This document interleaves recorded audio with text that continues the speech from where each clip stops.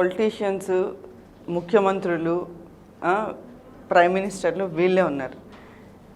రాజులు వీళ్ళు ఎవరు లేరు.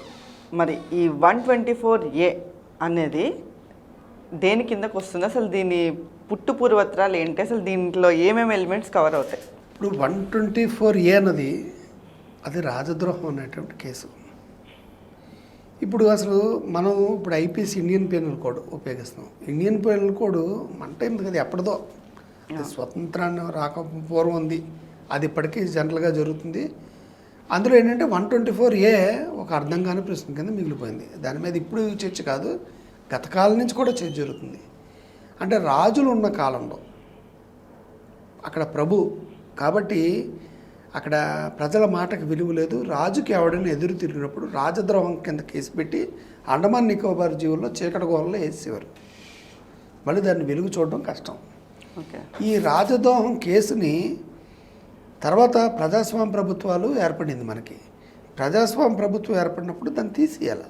ఆ సెక్షన్ని మరి ఉద్దేశపూర్వకంగా తొలగించలేదా లేకపోతే మర్చిపోయారా తెలియదు. కానీ ఈరోజుకి ఆ చట్టం అదే పనిగా దుర్వినియోగం అవుతుంది. ప్రశ్నించే గొంతుకు మీద ఉక్కుపాదం కింద ఆ కేసుని పెట్టి మనుషుల్ని నెలల పాటు అసలు వెలుతురు చూడడానికి వీలు లేకుండా, బెయిల్ రాకుండా అలా జైలుల్లో మగ్గిపోయేటువంటి పరిస్థితిని ఈ రాష్ట్ర ప్రభుత్వాలు తీసుకొస్తున్నాయి. కేంద్ర ప్రభుత్వమే కూడా దాని మీద తక్షణం చర్యలు తీసుకోవాలి. అంటే నచ్చనివాడు ఏదైనా ప్రశ్నిస్తే ఇప్పుడు రఘురామకృష్ణరాజు గారిపై పెట్టారు రాజద్రోహం కేసు. అంటే రాజద్రోహం చేసినటువంటి తప్పేం చేశాడైనా సామాన్య ప్రజల మీద కూడా పెట్టిన దాఖలు ఉన్నాయి. సామాన్య ప్రజల మీద కూడా పెట్టారు. ఇలాగా ఇది పదే పనిగా దుర్వినియోగం అవుతూ మరి దుర్వినియోగం చేసే వ్యక్తుల మీద కఠినమైనటువంటి చర్యలు తీసుకునేటువంటి చట్టం ఏర్పడాలి. ఒక చట్టాన్ని తమకు అనుకూలంగా మార్చుకోవడం అంటే ఏంటి? చట్టాన్ని చేతిలోకి తీసుకోవడమే కదా.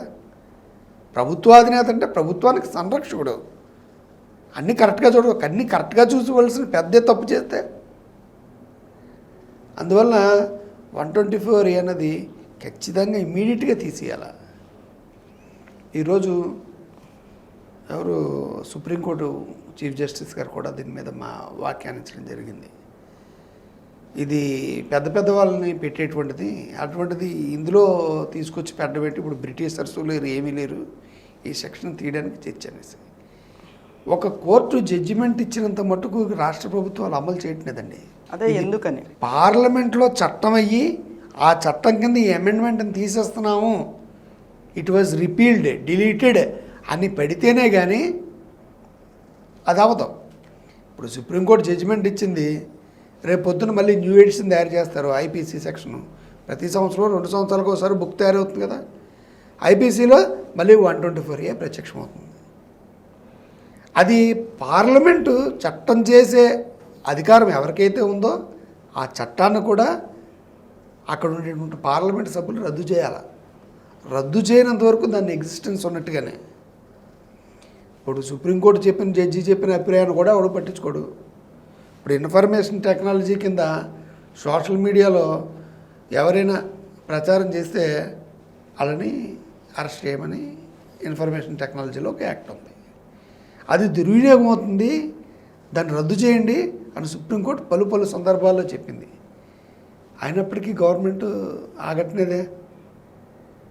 ఆ ప్రభుత్వానికి కానీ ప్రభుత్వంలో ఉండేటువంటి కొంతమంది పెద్దలకు కానీ ఎవరైనా వ్యతిరేకంగా కానీ మాట్లాడినట్టయితే వాళ్ళకి ఈగో హర్ట్ అవుతాయి. సార్లకి ఈగో హర్ట్ అవుతూ ఉంటుంది. సార్కి ఈగో హర్ట్ అవుతే వీళ్ళకి మరి కొంచెం కాలం డార్క్ ప్లేస్లోకి మొగ్గన్నట్టే, వాళ్ళ జీవితం అక్కడ అయిపోయినట్టుగానే లెక్క. అటువంటి సెక్షన్లు తీసుకొచ్చి ప్రజలకి విరుద్ధమైనటువంటి ప్రజాస్వామ్యంలో పనికిరానిటువంటి కొన్ని సెక్షన్స్ని వీళ్ళ మీద బలవంతంగా రుద్దుతున్నారు. రుద్ది ప్రజల్ని శిక్షలకు గురి చేస్తున్నారు. ఇటువంటి చట్టం ఖచ్చితంగా పోవాలి.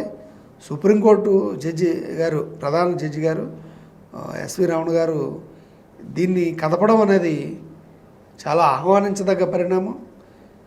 ఆయన కనీసం గౌరవం ఇచ్చిన రాష్ట్ర ప్రభుత్వాలు ఈ సెక్షన్ను ఉపయోగించమని, అదేవిధంగా ఆయన గౌరవించిన కేంద్ర ప్రభుత్వం పార్లమెంట్లో ఈ సెక్షన్ని ఐపీసీ నుంచి తీసివేసేటువంటి ప్రక్రియ ప్రారంభించాలని మనస్ఫూర్తిగా కోరుకుంటున్నాం.